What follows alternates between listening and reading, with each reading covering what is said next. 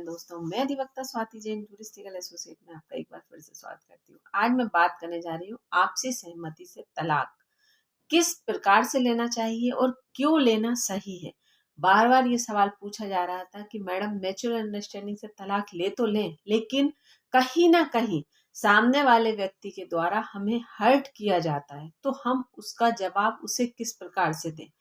बार बार ये सवाल मुझे मेरे व्यूअर्स के द्वारा पूछा जा रहा था, तो मुझे लगा कि एक मैं कॉमन वीडियो आपको बना कर देती हूँ। आपके कई ऐसे सवाल हैं जिनको मैं जवाब प्रॉपर तरीके से नहीं दे पा रही थी, इसलिए मैं आज ये वीडियो लेकर आई हूँ। वीडियो अच्छा लगे तो वीडियो को लाइक और चैनल को सब्सक्राइब कीजिएगा, ताकि आने वाली वीडियो की नोटिफिकेशन आपको मिल सके। और किसी को अगर ये वीडियो हेल्पफुल हो तो आप उसे शेयर जरूर कीजिएगा, क्योंकि मैं इसमें आपको छोटी से छोटी चीज़ें कवर करूँगी कि म्यूचुअल अंडरस्टैंडिंग से तलाक लेने में आपको ही फायदा है।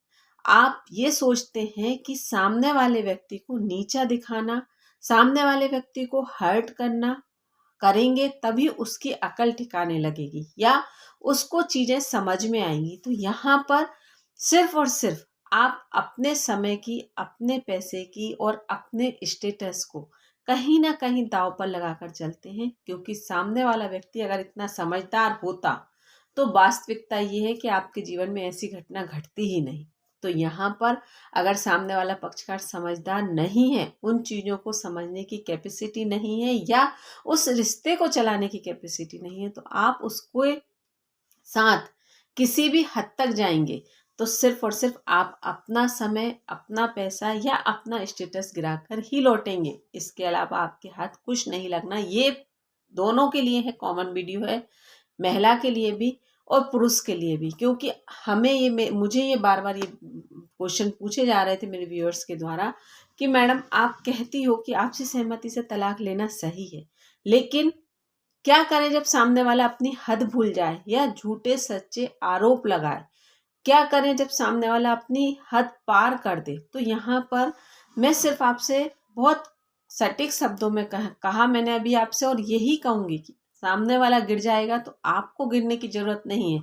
आपको उससे रास्ता बदल कर निकल जाना चाहिए, और रास्ता आप किस तरीके से बदल सकते हैं ये आप पर डिपेंड करता है। तो अब हम बात कर रहे हैं म्यूचुअल अंडरस्टैंडिंग तलाक की प्रोसेस क्या होती है और इसमें आपको बेनिफिट क्या मिलेंगे या आप किस तरह से इजीली फ्री हो जाएंगे। सामने वाला अपनी हद पार कर चुका है, आपके ऊपर झूठे सच्चे एलिगेशंस लगा रहा है। तो यहाँ पर अगर आप बिल्कुल कॉन्फिडेंट हैं कि नहीं, सामने वाला जो आरोप लगा रहा है आप उसको साबित कर सकते हैं, तो आप उस पर काउंटर केस कर सकते हैं। इसके लिए मैंने आपको एक सेपरेट वीडियो बनाकर दिया है कि अगर सामने वाला पक्षकार आप पर झूठे आरोप लगाता है तो आपको किस तरह से कदम उठाना चाहिए। लेकिन अगर सामने वाला आरोप लगा रहा है, आप उसको साबित नहीं कर पा रहे, आप ये अच्छी भली भांति जानते हैं कि सामने वाला व्यक्ति हद पार कर कर झूठे सच्चे आरोप लगा रहा है, लेकिन आप उसे साबित नहीं कर पाएंगे या उसके साथ में आप उस तरह से पेश नहीं आ पाएंगे, तो आपको बड़ी विनम्रता के साथ यहाँ पर म्यूचुअल अंडरस्टैंडिंग के लिए, तलाक के लिए सामने वाले पक्षकार को तैयार कर लेना आपके पास बेस्ट सोल्यूशन होता है। क्योंकि अगर आप एक तरफा तलाक की अपील लगाते हैं या तलाक की अपील लगाते हैं, सामने वाले व्यक्ति ने भी कह दिया कि चलिए आप तलाक का केस फाइल कर लीजिए, तो यहाँ पर देखते हैं क्या होता है। तो अब यहाँ पर आप तलाक की अपील लगाकर बैठ गए, सामने वाला पक्षकार आता है, एक बात रखता है, आप अगली बार उस बात को प्रूफ करने के लिए अगली तारीख पर जाते हैं, फिर सामने वाला पक्षकार फिर कोई नई बात रखता है, फिर आप उस तारीख पर जाएंगे, या एक बार आपने अपनी बात रख दी, सामने वाला उस तारीख पर आ गया। तो इससे बेस्ट है कि 2-5 साल का समय बर्बाद करने के बाद उस चीज का अंत यही लगता है आपको कि कैसे भी कर कर समझौता कर कर इस केस को खत्म करें, अब थक गए। चाहे वो पैसों की बात हो, चाहे कोर्ट कचहरी आ जाकर थक गए हो, या सिर्फ और सिर्फ समाज में अपना स्टेटस बचाने के लिए। तो कहीं ना कहीं आखिरी में परिस्थितियां यही निर्मित होती हैं कि जहां जाकर आपको ये लगता है कि भाई आपसी सहमति से तलाक ले लो और पीछा छुड़वाओ इस व्यक्ति से, चाहे वो व्यक्ति महिला हो चाहे वो व्यक्ति पुरुष हो। तो यहाँ पर इतना समय आपने अपने जीवन का कीमती समय जो बर्बाद किया, उसको कोई भी चीजें फुलफिल नहीं कर पाएंगी। तो इससे अच्छा है कि आप अगर वो समय ही सेव कर लें, उस समय को ही बचा लें। आपकी लाइफ में जो घटा उसको तो आप नहीं रोक पाए, लेकिन आपने उस समय को बचा लिया तो शायद आपने बहुत कुछ बचा लिया। चलिए अब हम बात करते हैं कि म्यूचुअल अंडरस्टैंडिंग से तलाक लेने के लिए करना क्या चाहिए। तो यहाँ पर लोगों की अधिकतर मानसिकता ये होती है कि हम एक एग्रीमेंट कर लेते हैं, एग्रीमेंट कर कर डिसाइड कर लिया कि अब हमें तुमसे कोई मतलब नहीं है, तुम्हें हमसे कोई मतलब नहीं, हम अपने अपने जीवन में आगे, ना मुझे तुमसे कुछ लेना ना तुम्हें मुझसे कुछ लेना, और ख़त्म। तो यहाँ पर ये आपकी किसी भी प्रकार से ये लीगल तरीका नहीं है। मतलब आप अगर विवाह अपनी मर्जी से कर सकते हो, आप एक 7 फेरे लेकर कह सकते हैं या एक बंद कमरे में भी, लेकिन आप तलाक की डिग्री तो आपको न्यायालय जाकर ही लेनी पड़ेगी। आपका कोई एग्रीमेंट काम नहीं करेगा, ये आप सबसे पहले बिठा लीजिए अपने दिमाग में। तो आप यहाँ पर अगर आप तलाक लेते हैं तो आपको लीगल प्रोसेस से जाना होगा। तो लीगल प्रोसेस 2 ही होती हैं, या तो एक तरफा या आपसी सहमति। जब मैंने आपको एक तरफा के परिणाम बताए जिसमें आपको क्या क्या परेशानियां होंगी, आपसी सहमति की बात हम करें तो आपसी सहमति में आप हिंदू विवाह अधिनियम 13B के तहत जा सकते हैं, और इसमें आपको एग्रीमेंट तो बनाना चाहिए कि जहां सबसे पहले आपको सेपरेशन का शुरू कर देना चाहिए, कि जहां आप अपने सेपरेशन के टाइम में आ गए, मतलब सेपरेशन कर लिया आपने हस्बैंड वाइफ ने, तो ये एक पहला प्लस पॉइंट हो गया आपको म्यूचुअल अंडरस्टैंडिंग से तलाक लेने के। ये तो नेचुरल है, जब आप तलाक लेंगे तो ये चीज़ तो अपने आप प्रोसेस में आ ही जाती है। कहीं ना कहीं आपके वैचारिक मतभेद इतने ज़्यादा बढ़ जाते हैं कि ये चीज़ तो कंडीशन अपने आप फुलफिल हो जाती है। अब बात कर लेते हैं हम कि एग्रीमेंट तो बनाना चाहिए, लेकिन एग्रीमेंट किस तरह से बनाना चाहिए। सबसे पहले मैं आपको ये सलाह दूंगी कि आपको किसी भी लीगल तरीके से, मतलब किसी भी एक एडवोकेट से एडवाइस लेना चाहिए कि मैं किस परिस्थिति से हूँ, मेरा हस्बैंड किस परिस्थिति से है, या मेरी वाइफ जो भी है। मैं बार बार यही कह रही हूँ कि कॉमन वीडियो है, तो यहाँ पर आप दोनों अपने अकॉर्डिंग एक एडवाइज़र से एडवाइस लीजिए, और किस तरीके से आप अपना जीवन आगे चला सकते हैं, या डिपेंड है तो किस तरीके से चलाएंगे, या हमें कोई मतलब नहीं है, सिर्फ हमें अलग होना है। मतलब ना मुझे मेंटेनेंस चाहिए और ना मुझे मेंटेनेंस देना। मतलब ये दोनों, पति और पत्नी दोनों, अगर पत्नी कैपेबल है पति भी मेंटेनेंस मांग सकता है, पति कैपेबल है तो पत्नी तो अपना अधिकार मानती है मेंटेनेंस का, इसमें कोई दो राय नहीं है। पत्नी को अगर अर्निंग भी होती है पत्नी की, तो भी उसे लगता है कि मुझे मेंटेनेंस मिलना चाहिए। 90% केसों की बात कर रहे हैं हम, 10% में महिलाएं छोड़ देती हैं, लेकिन 90% महिलाएं अगर ज़रूरत पड़ने पर होता है तो वो जॉब छोड़ देंगी, लेकिन मेंटेनेंस नहीं छोड़ेंगी। तो ये एक फैक्ट है। अब हम बात कर लेते हैं कि आपको पूरी लीगल तरीके से अपने एडवोकेट से एडवाइस ले लेना चाहिए। उसके बाद आपको एक एग्रीमेंट बनाना चाहिए। अगर आपके साथ बच्चे हैं तो बच्चों को मेंशन करना चाहिए। और अधिकतर पुरुष वर्ग की मानसिकता ये आती है कि हम तलाक लेंगे तो हमें अपनी प्रॉपर्टी बंटवानी पड़ेगी, हमें अपनी एफडी में शेयरिंग देनी पड़ेगी, या मेरी इनकम का इतना जाएगा। तो ऐसा कुछ नहीं है। ये हम बार बार मैच्योर अंडरस्टैंडिंग, मतलब आपसी सहमति, आप दोनों की जो भी अंडरस्टैंडिंग से जो भी डिसाइड करोगे वही होगा। इसमें इसमें ऐसा नहीं होगा कि ऐसा तो करना ही पड़ेगा। ऐसा बिल्कुल भी नहीं है कि चाहे आप करोड़ों की प्रॉपर्टी रख कर बैठे हैं, लेकिन आपकी पत्नी अगर ये कह रही है कि मुझे सिर्फ तलाक चाहिए, तो सिर्फ तलाक ही चाहिए, उसे आपकी प्रॉपर्टी से कोई मतलब नहीं है। ना ही वो दावा कर सकती है और ना ही आपको देना पड़ेगी। हाँ, जो हम एक तरफा वाली बात में करते हैं, तो एक तरफा में ऐसी कंडीशन बनती है कि पत्नी अगर ये क्लेम कर दे कि नहीं मुझे तो इतना चाहिए, तो उसको आपको फाइट करना होगा, और ये आपके स्टेटस पर डिपेंड करता है। लेकिन आपसी सहमति में ये चीज़ बहुत अच्छी होती है कि जहाँ पर आप दोनों जो डिसाइड कर लेंगे न्यायालय के द्वारा वही मान्य भी होता है। तो यहाँ पर आप अपने इनकम को लेकर, मतलब पैसों को लेकर, बच्चों को लेकर कि बच्चा किसके पास रहेगा या उसको किस प्रकार से मेंटेन करेंगे, या आगे चलकर आपकी कोई भी इस तरह से कि जहां आपकी पत्नी आप पर डिपेंड है और आपकी मानवता ये कहती है कि मुझे अपनी पत्नी को इतना देना चाहिए, या आपकी पत्नी को लगता है कि मुझे कम से कम इतना तो मिलना चाहिए। तो ये सारी चीज़ें आपको मेंशन कर लेना चाहिए, और कोशिश ये कीजिए कि 2 लोगों की उपस्थिति में अगर आप ये काम कर लेते हैं तो सामने वाला पक्षकार मुकर नहीं सकता इस चीज़ के लिए।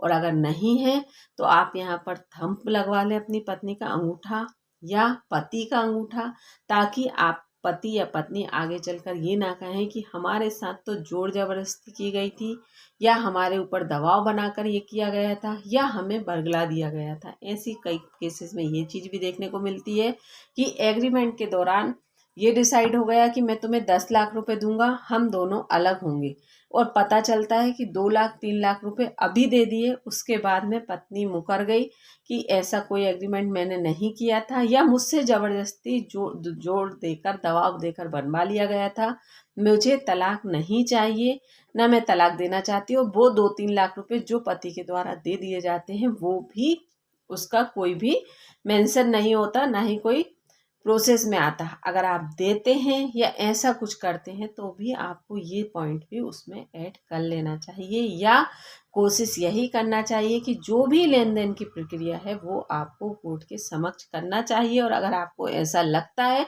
कि हम इतना अमाउंट लेकर कहाँ जाएंगे, तो आपको यहाँ पर डीडी या एफडी का कर लेना चाहिए बेस्ट तरीके से, और वो आपको न्यायालय के समक्ष सौंपनी चाहिए। साथ ही अगर पत्नी के द्वारा कोई केस कर दिया गया है, उसके बाद आपने ये डिसाइड किया है, तो वो केस पत्नी के द्वारा विड्रॉल किया जाना चाहिए। ये चीज़ मेंशन कर देना चाहिए कि अब हमने आगे किसी भी प्रकार से कोई भी लेन देन नहीं रहेगा, या इसके बाद 15 दिन के अंदर सारे केस पत्नी के द्वारा विड्रॉल कर लिए जाएंगे, और अगर नहीं किए जाते हैं तो वो सारे केसेस शून्य होंगे। ये सारी चीज़ें आपको ऐड कर लेना चाहिए, और ये सारी चीज़ें आपको कोई लीगल एडवाइज़र ही एडवाइस दे पाएगा। तो आपको एक एडवाइज़र की एडवाइस ज़रूर ले लेना चाहिए अपनी सारी परिस्थितियों को बताते हुए। ये तो मैं आपको कॉमनली बता रही हूँ, लेकिन आपके वैवाहिक जीवन की परिस्थितियाँ क्या हैं, आप किस प्रकार से सरवाइव कर रहे हैं, और किन परिस्थितियों के चलते आप तलाक लेने जा रहे हैं, ये परिस्थितियां कुछ अलग हो सकती हैं। पेट दर्द हम कॉमन कह सकते हैं, लेकिन पेट दर्द में भी कई चीजें अलग अलग होती हैं। तो यहाँ पर आप वही समझिए कि हम यहाँ मैच्योर अंडरस्टैंडिंग कॉमनली डिवोर्स की बात कर रहे हैं, लेकिन आपके केस की परिस्थितियाँ क्या हैं। किसी के विवाह को 2 साल, किसी के विवाह को 4 साल, किसी के विवाह को 10 साल, तो इनका ट्रीटमेंट भी अलग अलग होगा। तो यहाँ पर इन वीडियो में आप देखकर एक एडवाइस ले सकते हैं मोटे तौर पर कि हाँ ऐसा हो सकता है, लेकिन आप उसी कॉन्सेप्ट पे चलें या उसी कॉन्सेप्ट के हिसाब से आपको रिजल्ट मिल जाए, ये पॉसिबल नहीं होगा। तो आपको इस बात का भी ध्यान रखना चाहिए। चलिए अब हम बात कर लेते हैं कि जैसे मैंने आपसे कहा किसी के विवाह को 2 साल, किसी के विवाह को 4 साल, तो यहाँ पर सबसे पहली कंडीशन यही होगी आपसी सहमति से तलाक लेने की कि आपके विवाह को कम से कम 1 साल तो हुआ ही हो, और तलाक जल्दी मिलेगा अगर आप 1 साल से सेपरेट हैं, और अगर आप 18 माह से सेपरेट हैं तो यहाँ डिसर्जन का ग्राउंड बनकर और जल्दी आपको तलाक मिलेगा। अगर आपकी शादी को 10 साल हो गए हैं, 15 साल हो गए हैं, तो आपको कोई मोशन वगैरह का वेट करने की ज़रूरत नहीं पड़ेगी कि फर्स्ट मोशन, सेकंड मोशन, आपको यहाँ 1-1.5 महीने के अंदर तलाक की डिग्री मिल जाएगी, क्योंकि आपकी केस की परिस्थिति ऐसी है। जब आप 10 साल 15 साल से अलग रह रहे हैं तो कहीं ना कोई उस रिश्ते में कोई गुंजाइश या कोई सोचने लायक बात या कहीं कोई कंडीशन रह ही नहीं जाती। तो इसीलिए मैंने आपसे कहा कि हर केस की परिस्थिति अलग अलग होती है। अब हम बात कर लेते हैं साथ में कि अगर पत्नी पीछे हट जाए, तो मैंने आपको पहले ही कहा कि आपको यहाँ पर ये कंडीशन बनवा लेना चाहिए कि हाँ हम दोनों की सहमति से ये एग्रीमेंट तैयार किया गया है, हम दोनों पूरे होशो हवास में ये डिसाइड कर रहे हैं कि हम दोनों अब विवाह बंधन में नहीं बंद कर रह सकते, विवाह विच्छेद कर रहे हैं, और इसमें जो भी जानकारी है हम दोनों के द्वारा पूर्ण सहमति से दी गई है, और जो भी बातें कही हैं वो भी हमारी सत्यता है, मतलब उसको भी आप एक तरीके से पूरे सत्यता के साथ देंगे। और अगर आप ऐसा करते हैं, कोई भी आगे चलकर इस चीज़ को विड्रॉल करता है, तो कहीं ना कहीं कंटेम्प्ट टू कोर्ट है कि आपने कोर्ट का समय बर्बाद किया और आपने इस केस को इस तरह से विड्रॉल कर लिया। तो जहाँ जिस पक्षकार के हस्ताक्षर होंगे उसमें नेचुरल है उस चीज़ में दूसरा पक्षकार, एक पक्षकार के द्वारा अगर ये कह दिया जाए कि नहीं मैंने ऐसा नहीं किया या मैं नहीं चाहता, तो कहीं ना कहीं दूसरा पक्षकार उस चीज़ के लिए जिम्मेदार हो जाएगा। तो यहाँ पर आप ये बात समझ लीजिए कि आपसी सहमति से तलाक लेने का सबसे बेस्ट तरीका है, जो कि आपको समाज में या अपने आसपास के लोगों को मैसेज देने के लिए या आप दोनों को अपने अपने जीवन में आगे बढ़ने का सबसे बेस्ट तरीका है कि यहाँ पर ना ही एलिगेशंस लगाइए, ना ही लीजिए और अपने अपने जीवन में आगे बढ़िए, क्योंकि कहीं ना कहीं जब आप यहाँ तलाक लेकर आगे बढ़ना चाहते हैं तो ये एलिगेशंस आपको दूसरे विवाह में कहीं ना कहीं दिक्कत देते हैं। तो इसलिए कोशिश यही कीजिए कि अगर आप तलाक ले रहे हैं तो आपको आपसी सहमति से तलाक लेना सबसे बेस्ट तरीका है। और अगर यहाँ पर आपकी सुनवाई नहीं हो रही है कि जहाँ आपके केस की कोई मतलब फैमिली कोर्ट के द्वारा रिजेक्ट कर दिया गया, हाई कोर्ट के द्वारा रिजेक्ट कर दिया गया, आप अपना पक्ष बार बार रख रहे हैं कि भाई हमारी तो रिश्ते की परिस्थिति ऐसी नहीं है या कुछ भी हो जाए हम साथ नहीं रहना चाहते, तो आप यहाँ पर डायरेक्ट माननीय सर्वोच्च न्यायालय के समक्ष जाकर अपने केस की कंडीशन को बता सकते हैं और यहाँ पर आर्टिकल 142 का सहारा लेकर माननीय सर्वोच्च न्यायालय के द्वारा आपको बहुत जल्द इस केस में फाइनल रिजल्ट दे दिया जाएगा, जो कि सर्वमान्य होगा। किसी भी प्रकार से उसमें कोई भी आर्गुमेंट की आवश्यकता नहीं पड़ेगी। और ये माननीय सर्वोच्च न्यायालय के पास एक स्पेशल अधिकार होता है जिसमें ये परिस्थिति क्लियर होती है कि जहाँ रिश्ते में अभी कुछ भी नहीं बचा वहाँ पर उस रिश्ते को खींचने की कोई आवश्यकता नहीं है। तो यहाँ माननीय सर्वोच्च न्यायालय के द्वारा अगर संज्ञान में लेने के साथ ये चीज़ क्लियर हो जाती है कि इस रिश्ते में अब कोई कंडीशन ऐसी नहीं है कि जहाँ इस रिश्ते को बचाया जा सके, तो यहाँ पर उस कंडीशन में आपको फुल एंड फाइनल तलाक दे दिया जाएगा। और रही मोशन, अधिकतर ये बात आती है कि कूलिंग समय का तो इंतज़ार करना ही पड़ेगा, आपको फर्स्ट मोशन में जाना पड़ेगा, सेकंड मोशन में जाना पड़ेगा। तो यहाँ पर मैंने आपसे सबसे पहले कहा कि डिपेंड करता है केस पर। अगर आप 18 माह से अलग रह रहे हैं तो यहाँ पर आपको फर्स्ट मोशन के बाद तुरंत बाद ही 15 दिन बाद तुरंत मतलब सेकंड मोशन की एप्लीकेशन लगा सकते हैं और सेकंड मोशन की अपील भी तुरंत क्लियर हो, एप्लीकेशन भी तुरंत क्लियर होगी और आप तुरंत न्यायालय के समक्ष उपस्थित होंगे। तो शायद हो सकता है कि आपका 1-1.5 माह के अंदर तो तलाक ही हो जाए। तो यहाँ पर सारी चीज़ें केस की परिस्थितियों पर डिपेंड करती हैं। तलाक अगर लेना है तो आपसी सहमति से तलाक लेना सबसे बेस्ट तरीका है, इससे अच्छा कोई ऑप्शन नहीं है आपके पास। क्योंकि मैंने आपसे बहुत अच्छे से कही ये बात कि यहाँ पर अगर आप समय, पैसा और आर्थिक स्टेटस, अपने आर्थिक तरीके से अपने समय को और पैसे को बचाना चाहते हैं तो यहाँ पर इससे अच्छा कोई भी रास्ता आपके पास नहीं है। क्योंकि समय जो बीतेगा वो सामने वाले पक्षकार के साथ साथ कहीं ना कहीं आपका भी बीतेगा। तो इससे अच्छा है कि जो चीज़ आप नहीं रोक सकते उसे मत रोकिए, लेकिन जो आप रोक सकते हैं उसे तो रोक सकते हैं। धन्यवाद।